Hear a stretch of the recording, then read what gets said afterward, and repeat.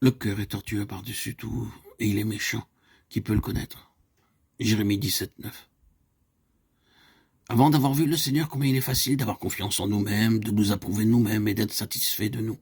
Ce n'est que par la lumière du Seigneur que nous voyons notre réelle condition. Ainsi donc, les autosatisfaits et les propres justes n'ont jamais rencontré le Seigneur et sa lumière. Car qui peut rencontrer le Seigneur sans tomber sur sa face? Que le Seigneur use de grâce à l'égard des personnes qui s'élèvent elles-mêmes et qui se considèrent elles-mêmes justes. Que la gloire et la sainteté du Seigneur nous aident à nous abaisser à nos propres yeux en tombant à ses pieds et nous délivrent de cette mort afin que Christ se manifeste dans nos vies. Il posa sur moi sa main droite en disant « Ne crains point » Apocalypse 1, 17b. Le Seigneur tient dans sa main droite les 7 étoiles. Toutefois, il pose cette même main sur Jean en lui disant avec amour « Ne crains point ». Bien que notre Seigneur soit glorieux, il est aussi plein d'amour. Ces tendres mots « Ne crains pas » révèlent le Christ des évangiles. Il dévoile le cœur aimant du Seigneur. Le livre de l'Apocalypse parle du jugement du Seigneur. Cependant, ceux qui ont été saisis par son amour et qui l'aiment en retour n'ont aucune raison d'avoir peur, car la crainte n'est pas dans l'amour, mais l'amour parfait bannit la crainte. 1 Jean 4, 18. C'est le désir du Seigneur de se révéler lui-même aux hommes. Mais il y a des personnes qui sont plus conscientes de sa sévérité que de son amour. Il semble que plus le Seigneur veut se révéler à elles, et moins elles osent s'approcher de lui. Mais nous voyons dans ce passage que le Seigneur pose sa main droite en disant « Ne crains pas ». Si rien ne subsiste entre nous et lui, le Seigneur nous accordera sa force lorsque nous serons faibles et nous réconfortera quand nous aurons de la crainte.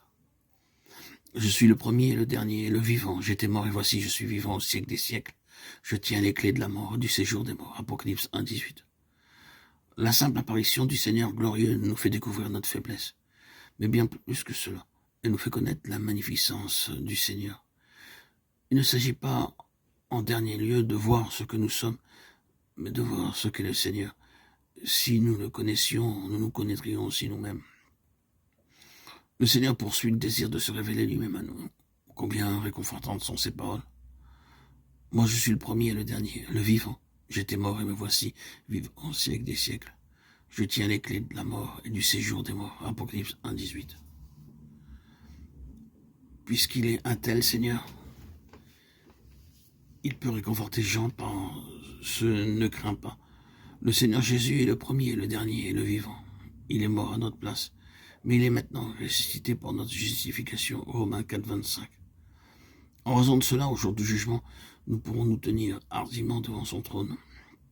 Nous échappons aux peines éternelles de l'étang de feu par sa mort et sa résurrection, et à la honte de son jugement également par sa mort et par sa résurrection. Examinons-nous pour voir si nous dépendons vraiment de la mort et de la résurrection du Seigneur. Si nous sommes attachés à quelque chose d'autre, assurément, nous faillirons.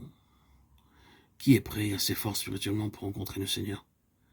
Ça ne dépend pas de ce que nous sommes meilleurs que les autres personnes, mais de la mesure de la mort et de la résurrection du Seigneur que nous expérimentons.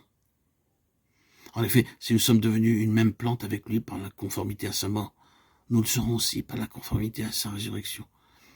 Ainsi vous-même, regardez-vous comme mort au péché. Romains 6, 5 et 11.